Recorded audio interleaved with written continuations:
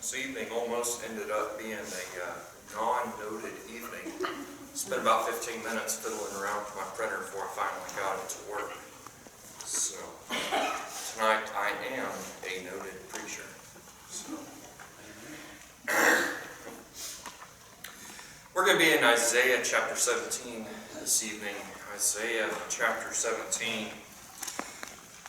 The first verse identifies this as the burden of Damascus, and Damascus being the capital of Syria, whom we've already talked about a little bit, but it's kind of a misnomer in the description of this as being a burden of Damascus, because it doesn't take long and it begins also talking about the 10 tribes of Israel, and basically that it's a burden towards them as well. And if you remember, we've kind of already talked about it quite a few times, that there was a point in which the 10 tribes of Israel, Ephraim as they're referred to a lot of times, and Syria had a confederacy or an alliance, together. And the purpose of that was, one of the things that they went to accomplish was to go and to attack Judah. And amongst other things, they really relied on this alliance in a lot of ways for strengthening and power and kind of protection and things like this. And really, this is a burden towards that confederacy.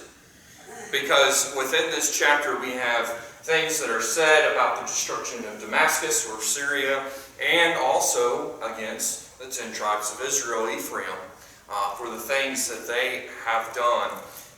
The destruction that's going to come upon them, which we've already talked about this some, but here we have it yet again. And the Lord speaks to their subsequent destruction as a result. And it's brought up, but it's interesting here to think about it in these terms, and that this alliance was put together in order for the two nations to be stronger together. Yeah, that's the purpose of an alliance, is for protection of some sort, or for the combining of forces to be strengthened together. And yet, what we're seeing here is that in their attempts to be stronger, they're ended up being destroyed. And the key thing, the key problem here, is because they're doing things, specifically Israel, the 10 tribes of Israel, the problem is that they're seeking out worldly strength for their strength instead of seeking out the Lord for their strength. And the success that the Syrians had, and specifically the success that the Syrians had, and then also Israel, the 10 tribes had, against Judah, was because the Lord was using them to punish Judah. It wasn't their own strength. Again, it had to go back to the Lord working. And they came together because they thought, hey, we've been successful. We can do a lot by ourselves, so the two of us together, we're going to be able to do even better. We're going to be able to save ourselves. And it even talks about the Assyrians coming in. And one of the things was they thought that they would be safer against the Assyrians because of their alliance. And we see the exact opposite taking place. We see that because of their rejection of the Lord, and not finding their strength in the Lord, that the Lord in turn weakens them. And it's their downfall. And it serves as an example, as does all of Scripture.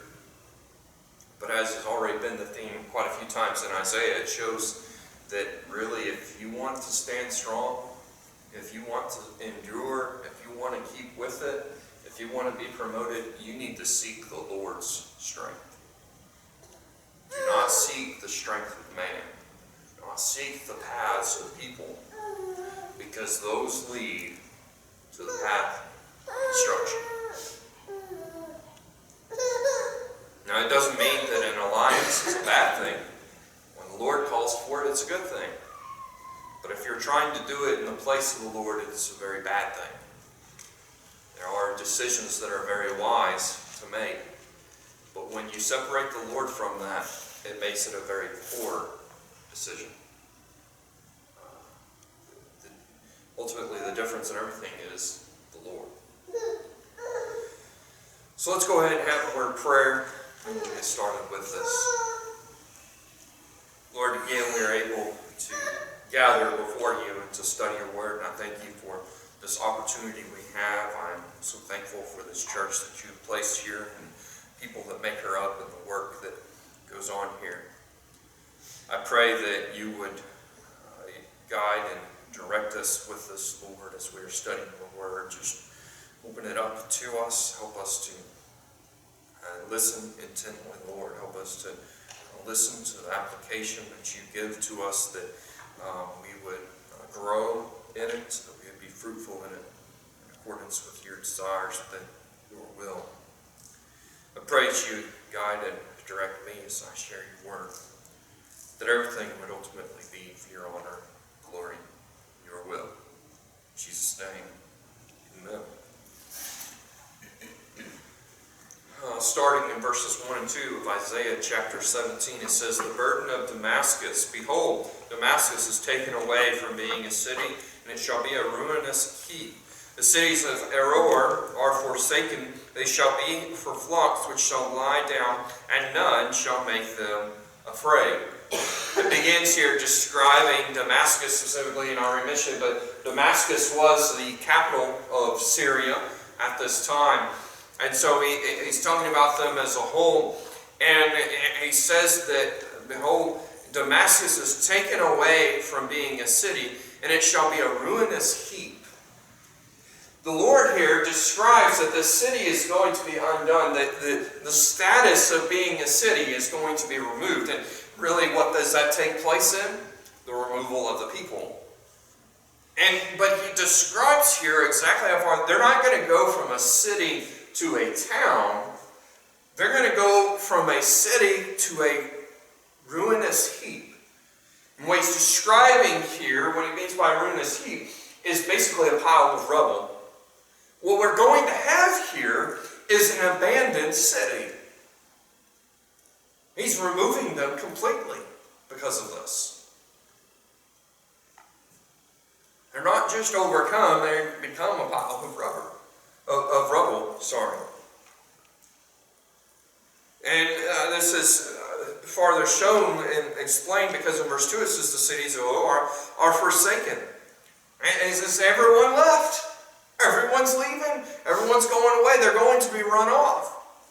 And he describes the condition of what these are going to be afterwards. He says, "They shall be for flocks which shall lie down, and none shall make them afraid."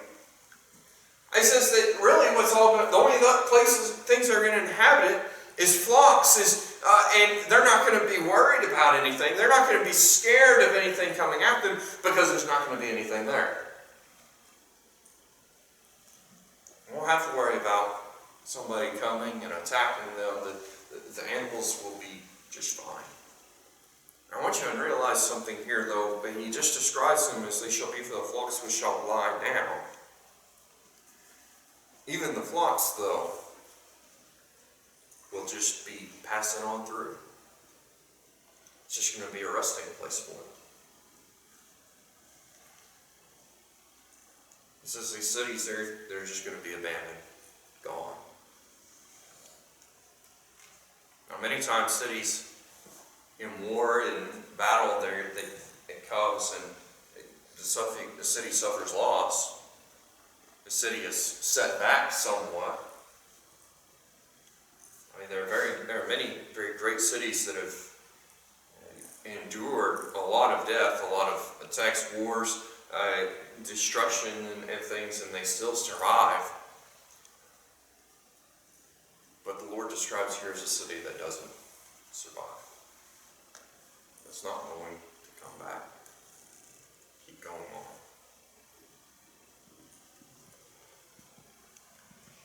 And in verse 3 it says, "The fortress also shall cease from Ephraim, and the kingdom from Damascus, and the remnant of Syria, they shall be as the glory of the children of Israel, saith the Lord of hosts." I mentioned that Syria and the 10 tribes of Israel, Ephraim, as they are referred to as here. And the reason for them being referred as Ephraim is that the tribe of Ephraim is the ones that led the 10 tribes of Israel. Before the split, it was of Judah led. But after the split, the 10 tribes of Judah stayed in the other one with Benjamin, and so Ephraim was the ones that led. And so the Lord refers to them oftentimes, as we've seen it multiple other times, refers to the 10 tribes as Ephraim, and he says that the fortress shall cease from Ephraim. And what he's telling them here is he's saying the strength, the security, the help you get from Ephraim that you think that you may rely on for help, for strength, no, that's not going to help you either. The strength that you gain from them, that's gone. It's going to be taken away from them.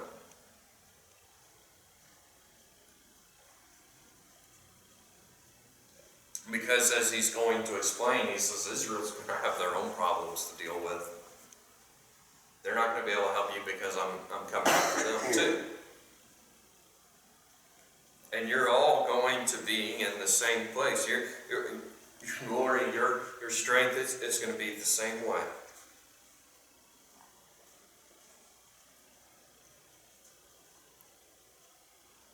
You know, this is a proof in the pudding, as you could say, of that an alliance or an effort made out of sin and the strength that it actually has. Yeah, they're very prideful in their alliance that they had together. Strength that they thought they had. But it was an alliance out of sin. Because Israel was supposed to rely on the Lord for their strength, for their protection, for their help. But instead they sought out Syria.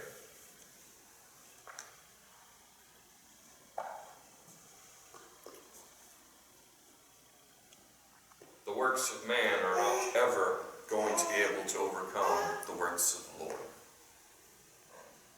In no way, shape, or form. There may be a short time of success, but eventually the Lord's strength will be made known. The Lord will prove that He is the one that blesses. He is the one where the strength lies.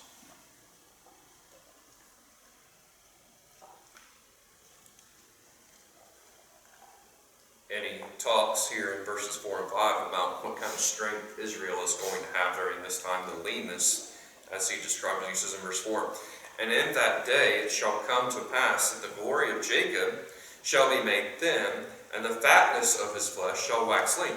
He said in verse 3, if they shall be as the glory as the children of Israel, he says basically y'all are going to be in the same boat together. And now he's describing the glory of Jacob, the strength that they have. And he says it's going to be made thin. The fatness of his flesh shall wax lean, shall shrink. The strength that they have, the prosperity that they have, the greatness that they have, that's going away. It's going to just melt right on off.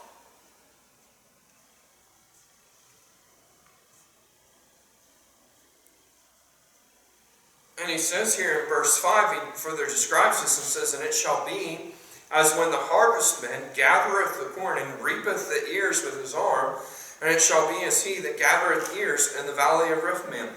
Basically what God is describing here is he's saying, and that glory being stripped away, that glory being taken away, it's going to be just like the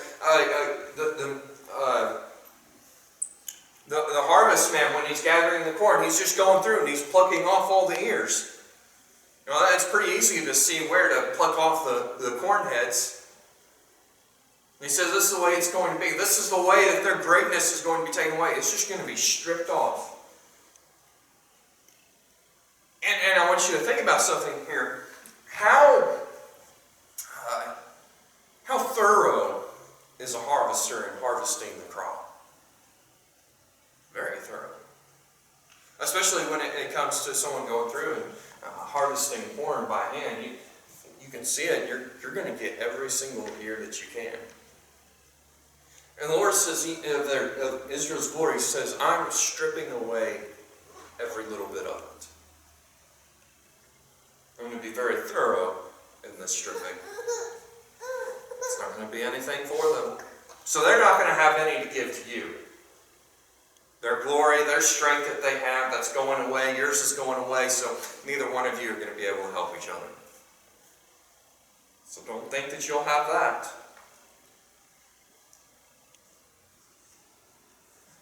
And now as we get into 6 through 8, it actually talks about the remnant that will survive, though, in Israel. And in verse 6, he says, "Yet gleaning grapes shall be left in it, as the shaking of an olive tree, 2 or 3 berries in the top of the uttermost bough, 4 or 5 in the outmost fruitful branches thereof, saith the Lord God of Israel." And he describes here, and the Lord's going to be very thorough, but he does describe that there's going to be a very small remnant that's going to survive. And this is because of the promise that the Lord made to Israel that there will always be a remnant. They will always survive as a nation. But he describes here that it will be like the gleaning of the grapes, as the shaking of an olive tree, 2 or 3 berries in the top of the uttermost bough, 4 or 5 in the outmost fruitful branches thereof. Out of an entire olive tree, he says, 2 or 3 berries. Out of the entirety of the grapevine, 2 or 3 berries. 2 or 3. Out of hundreds, thousands. Might as well be completely gone.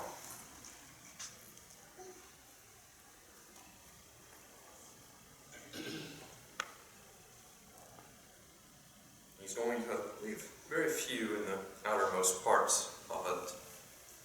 I think what this shows as well is that the strong cities that are there, those that survive are going to be the ones that are kind of out by themselves. None of these cities are going to survive. None of the strong areas are going to make it. We're talking about the very few that are scattered out farther away from the rest. There won't be any glory left of them, even though a few of them will survive.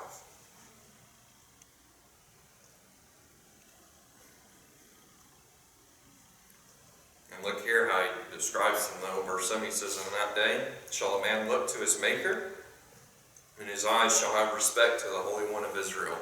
The good thing about this, though, is those that survive are going to turn back to the Lord. They will again seek the Lord. They will look to his Maker, the Creator of all. They will turn back to him. And it says, "In his eyes shall have respect to the Holy One of Israel," where they will agree and follow after the Lord. They will value the Lord again.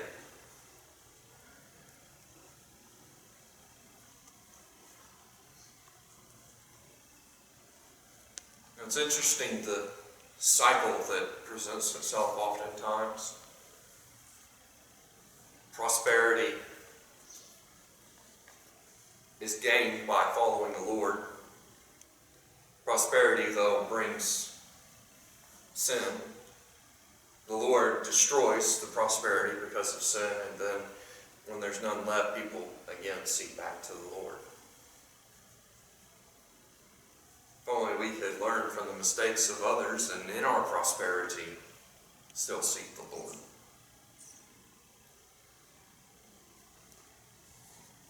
Now, I'm a bit hesitant at times to take direct correlations from Israel to America, but because there are some things about Israel that's different from America.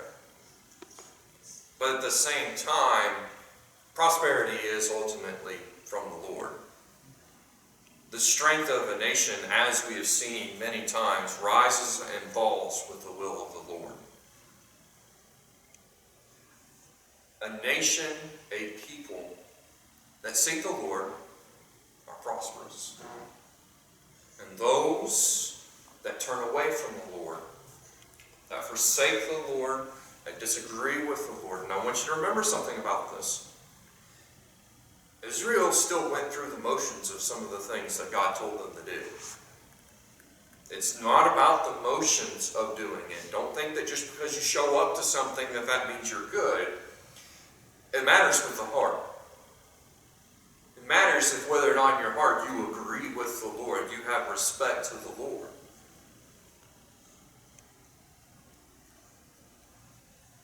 I'm not saying that we are all guaranteed to be millionaires by following the Lord, but you are definitely guaranteeing your downfall by despising the Lord and forsaking the Lord.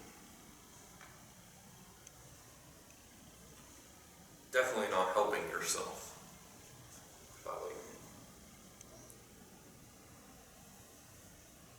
So many want to seek to be promoted, so many want to be strong and accomplish much, but yet they refuse to have full respect for the Lord.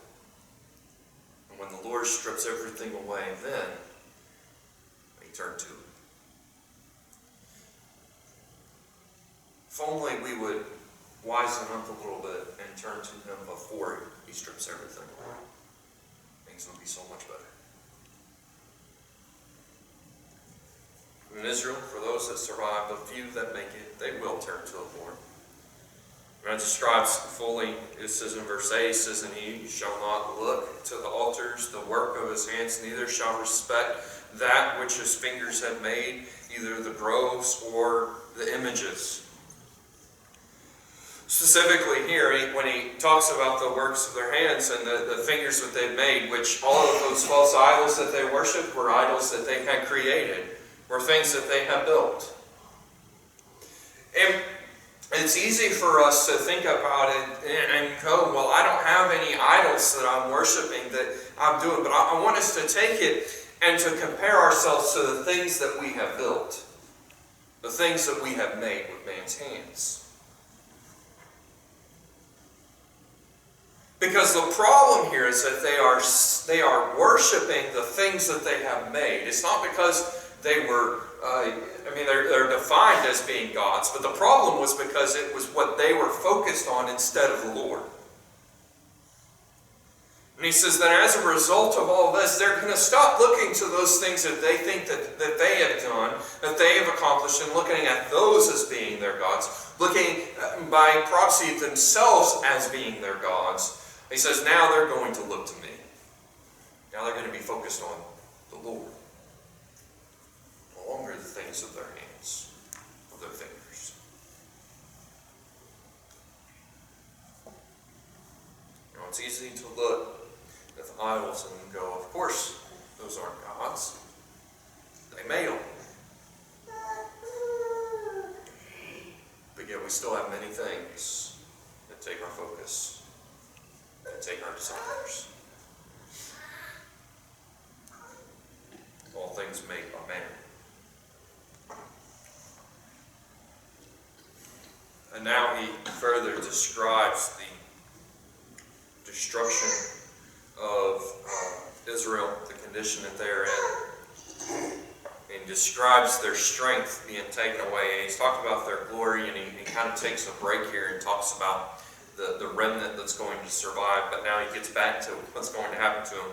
Because in verse 9 he says, "In that day shall his strong cities be as a forsaken bough, and an utmost branch which they left because the children of Israel, there shall be desolation." Notice here he's describing, and he says that in that day shall his strong cities be as a forsaken bough. And when he talks about a forsaken bough, basically he means a dead forest. Now, a strong forest, a great forest, when you look at it, is very grand, very strong. Amazing. But a dead forest is completely different. And the Lord says, my cities that I have created, that I built up, that I strengthened, the strong cities that they are going to become a dead forest. Their strength completely removed.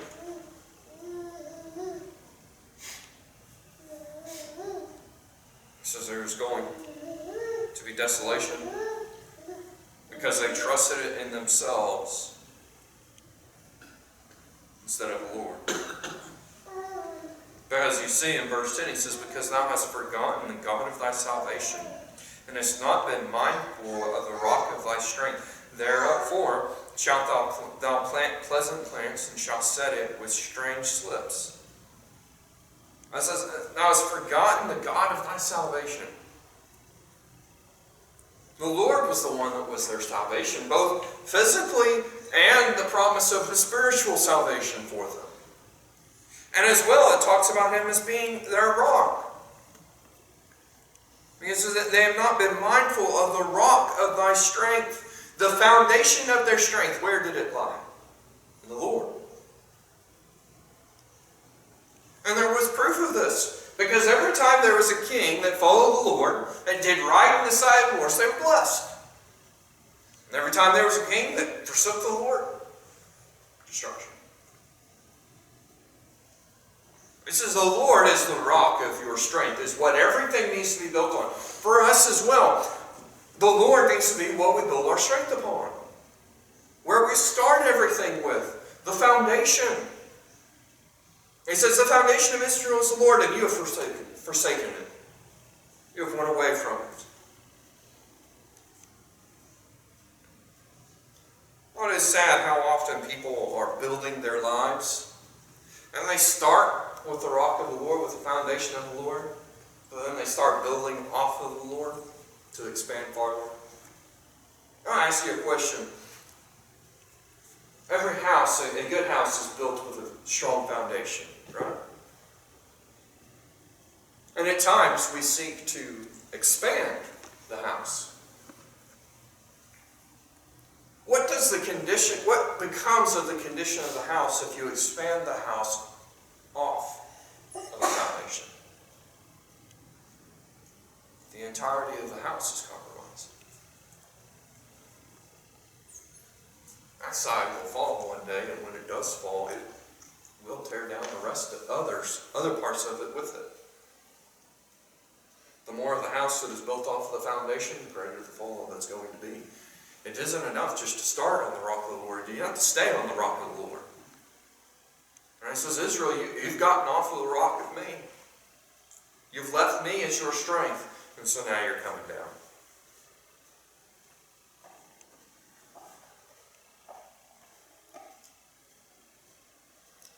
And he talks about here that thou shalt plant pleasant plants, and thou shalt set it with strange slips. When he talks about the strange slips and the pleasant plants, it's talking about foreign plants. Basically he's saying you brought in these foreign things. You brought in these other things that are of the world, of sin. The idols, they learned it from other nations. This is instead of building up on me, you planted all of these false things, these false idols, these strange things within your lives. It's caused the destruction.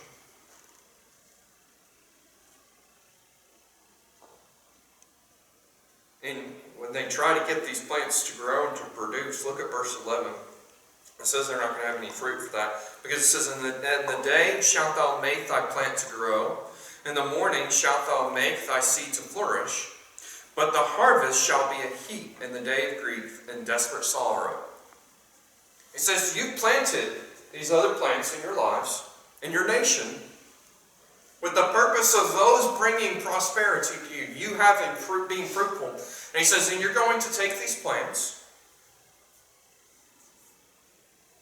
and you're going to water them so that they will grow. You will cultivate them so that they can grow.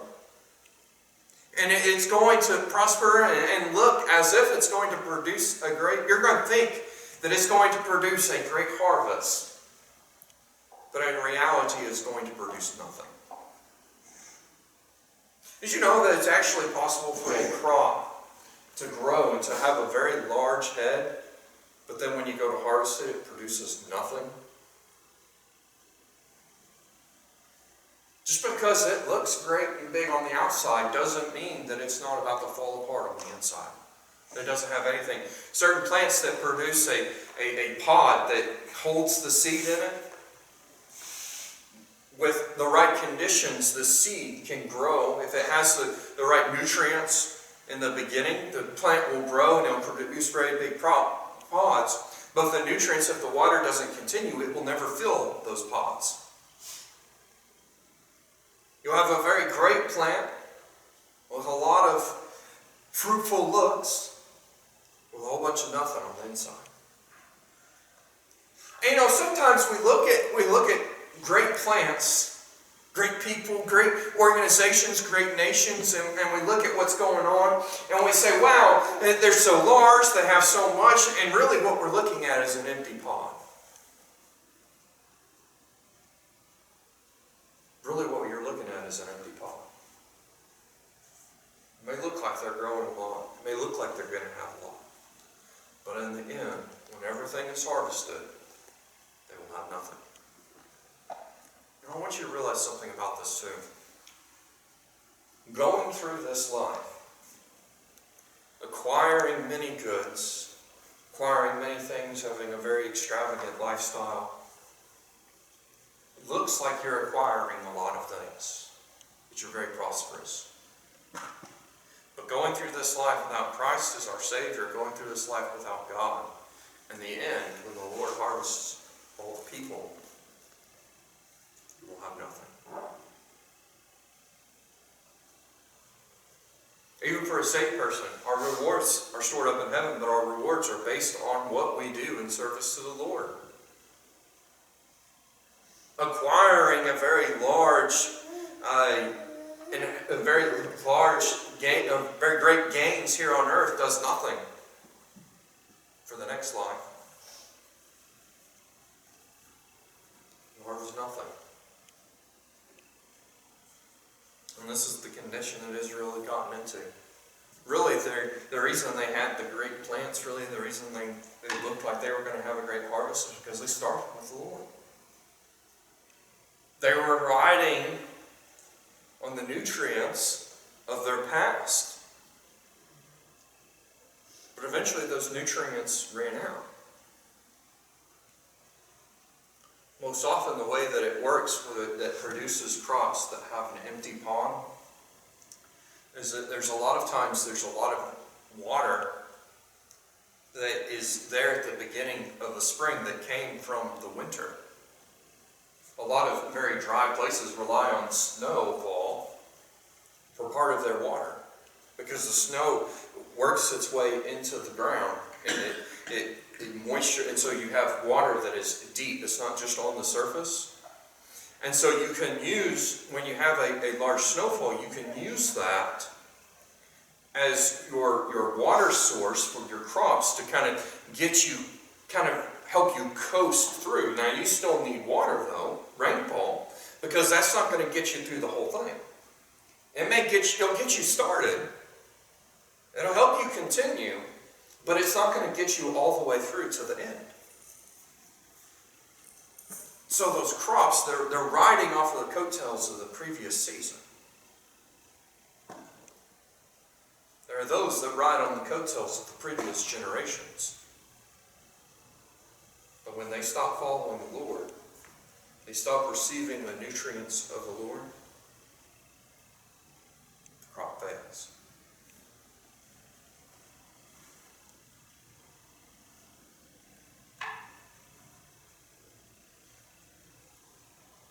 So the Lord says, your crop is going to fail.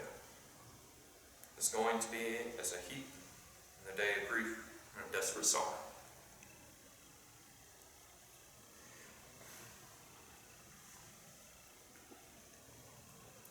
Verse 12 and 14 describe another group of people, those that God was going to use to destroy Israel and Syria, the Assyrians. Have always been mentioned, but we see this. I want us to look at this description here. It says, woe to the multitude of many people which make a noise like the noise of the seas, and to the rushing of nations that make a rushing like the rushing of mighty waters. The nations shall rush like the rushing of many waters, but God shall rebuke them, and they shall flee far off, and shall be chased as the chaff of the mountains before the wind, and like a rolling thing before the whirlwind. Now this should sound a little bit familiar to you, because if you go back to Isaiah chapter 8, we see a description that is pretty much identical in the way that it's describing them. Because if you look in Isaiah 8, in verse 7, 8 and 7, It says, Now therefore, behold, the Lord bringeth up upon them the waters of the river, strong and many, even the king of Assyria in all his glory. And he shall come up over all his channels and go over all of his banks. And he shall pass through Judah, he shall overflow and go over, he shall reach even to the neck. And the stretching out of his wings shall fill the breadth of thy land, O Emmanuel. Here it's describing Assyria coming up against Judah. But the way that they go against Syria and Israel as well is in the same way. Rushing waters, they move very quickly, very effectively in their destruction. And so the Lord here, he's talking about these that are going to be used to bring this burden or this destruction upon Syria and also Israel here. And he's saying, but even though I'm going to be using to them, they're not getting off with this. Even because they're prosperous, they may think that there may be this mindset of them having the strength, but really it's me again. Even though they're accomplishing all of this, it's me. And I want you to, and if you look here in verse 14, back in 17, it says, And behold, at eventide trouble, and before the morning he is not. This is the portion of them that spoil us, and the lot of them that rob us. And we see a further connection here. If you look back in chapter 14, chapter 14 and 24,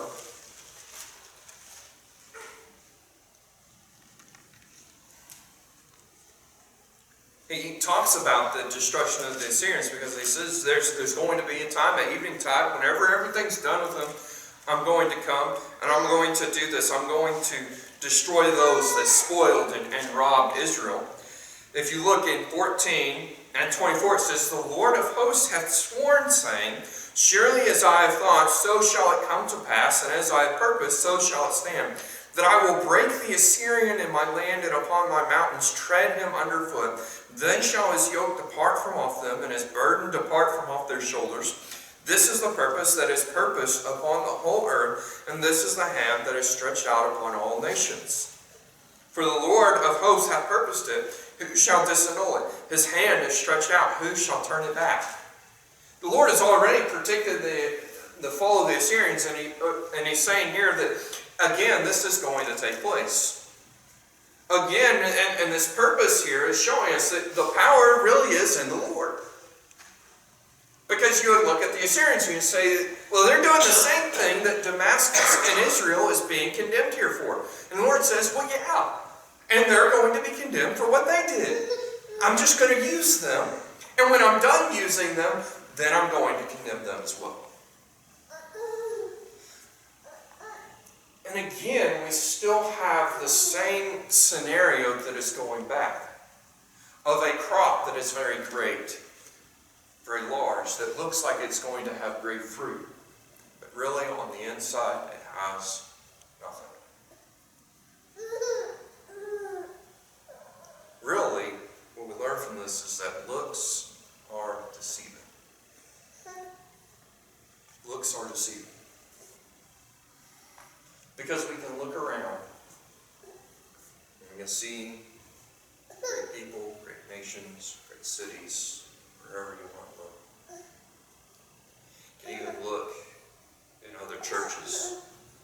They're very large, very fruitful, as it seems. And I'm not saying it is the case every time, because I know that there are exceptions to it. You can't judge an entire group based on some. But don't think just because it looks like they have a great crop, that they do have a great crop. Crop that has a very large plant, many pods, but those pods being empty produces nothing.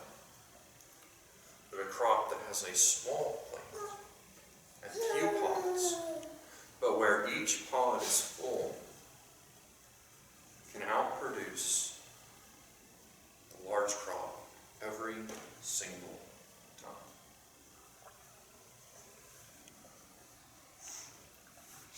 Be more concerned with the Lord being your rock, with the Lord being what you are planting on, what you are growing. Because even if it isn't a great, large plant, even if it doesn't have the looks of being huge, it is still fruitful. It does no good to have the appearance of a large crop if you have no fruit to bear. Don't look at others and say, well, they're getting away with it. Well, they're prospering by doing it. And say, well, we need to do the same thing. They're having success with it. They're getting away with it. So why can't we? And the Lord's reminder here, His promise is that, no, actually they're not.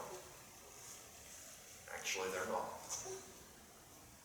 Actually, I have taken notice. And actually, eventually, when the time is right, I'm going to clean up. I'm going to purge. I'm going to sift. And Scripture talks about it time and time again of the Lord removing the wheat from the tares, of the Lord cleaning up.